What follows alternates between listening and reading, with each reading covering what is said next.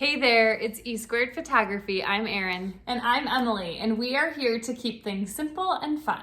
Do you ever feel like maybe you're not ready for a session or there's something you're just forgetting to do that could make your life a lot easier? Well, we're going to help you with that today. And make sure to stick around until the end because we have something special that we want to tell you about. By the end of this video today, you will walk away with 5 great tips to help you get ready for your next session and feel more confident starting to go into it. And for the best photography tips and tricks, make sure to subscribe to our channel and hit that bell for notifications of future videos. And every Monday morning, we come out with a new one for you. All right, today we're gonna talk about 5 tips that maybe you wouldn't expect to help prepare you for your portrait session.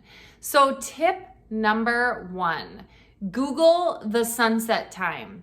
And so when you are planning maybe weeks or months in advance for your calendar and what you want your calendar to look like with where you want to book your sessions and things like that, it's really important to keep in mind the lighting that is going to be taking place on that specific day or that specific time of year.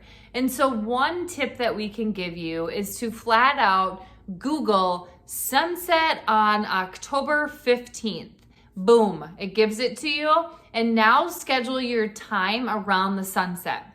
We typically like to schedule it anywhere from 1 to 2 hours prior to sunset. And so that's kind of the time frame that we use. But Googling the sunset is important because obviously the sun is setting at different times throughout the entire year. The second session prep tip we have for you is to location scout at a specific time. So whenever we go to location scout, we are going to scout at the same time that session's going to take place. So if we have a session on Friday, we are going to location scout at the same time. Let's say the session's at 7 o'clock p.m. on Friday. We're gonna location scout at 7 o'clock p.m.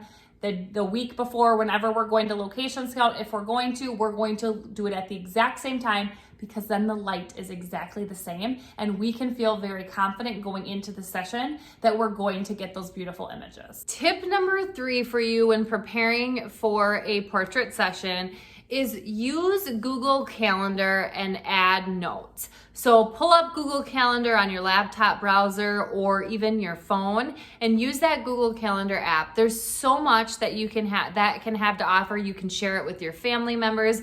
You can share it with maybe an assistant that you like to bring along to photo shoots. But you can also do things such as add little notes, location details, times, all of that into your Google Calendar date or event that you're scheduling. So if we have an event with, let's say, a family, we're going to put the time and the location. We are also going to add to the notes section a little bit about the family, such as maybe their names. We always ask for the family members' names. We also ask for kids' ages so we know what to expect when we show up. So we might have little Johnny is 2 years old, little Sally is 4.5 years old, whatever it might be. We might even note something down as to the little boy really likes Blippi. So again, it's another thing that we can bring up during the session to keep the kids engaged. If it's a senior session or something like that, we can say they want to go to pharmacy school at the University of so-and-so. So that's something that we can talk to them about during the session so we don't have any of that awkward silence. Another thing we like to do for our clients, and we've kind of grown this as we've grown our business, is we like to send our clients tips and ideas via email. So once they book, we are putting them to a workflow where within that workflow, we have scheduled emails that are going to go out to them. These emails could be about our print pricing. These emails could be a style guide that we're emailing or sending even through the mail if you want. These could be tips about choosing the right locations or outfits for your family, whatever it might be. So really preparing your families, your seniors, whatever you're photographing, preparing and educating them ahead of time is going to save you a lot of back and forth communication. Back and forth communication, and it's really going to make them feel more confident coming into the session. and you're going to, in the end up with better images because they're dressing the way you want, they're understanding lighting and location for picking out locations that they might want to shoot at. So in the end, it's really going to be helpful for you. Our fifth tip when it comes to preparing for your portrait session is watch the weather, but not too much. So there have been multiple times where we've looked at the forecast for the evening session and said, absolutely not, there's no way we can do it.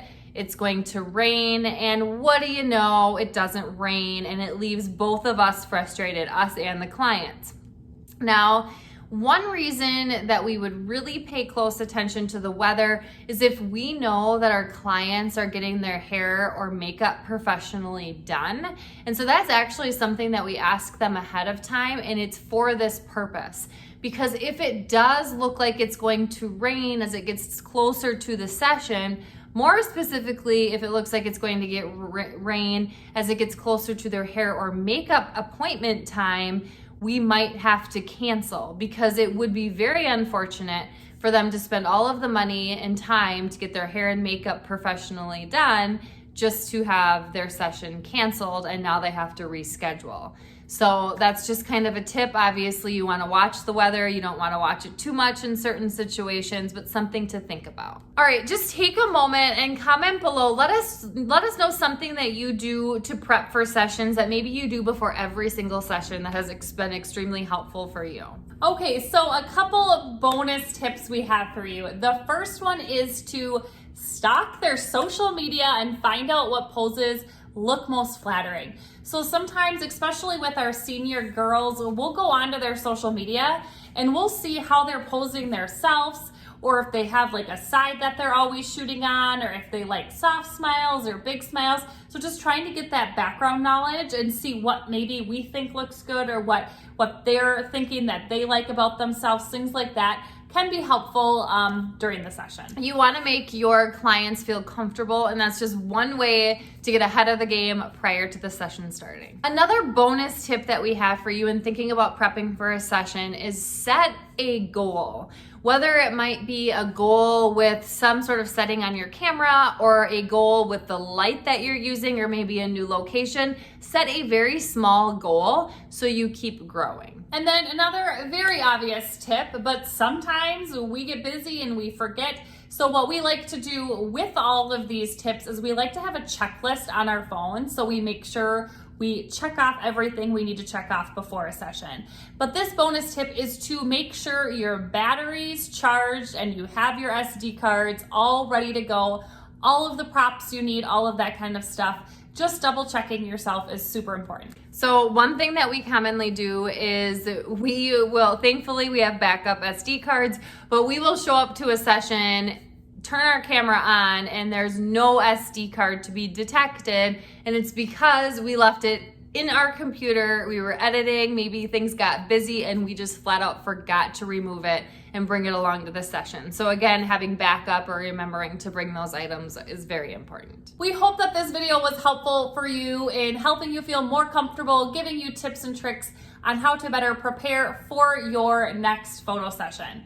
Now, if you are someone who is interested in learning more about our workflow and how we go about doing things from all the way from the start to the finish, and knowing what we use, templates we use, all of that kind of stuff, we do have a business photography course where we cover all things pricing and all things workflow from beginning to end. So if you're interested in that, check out the description below for that.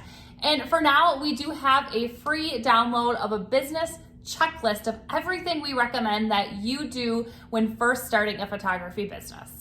And if you enjoyed this video today, make sure to like, subscribe, and share with a friend so we know to make more videos just like this one. And if you don't already, follow us on Instagram at e2photography, and we will see you next week.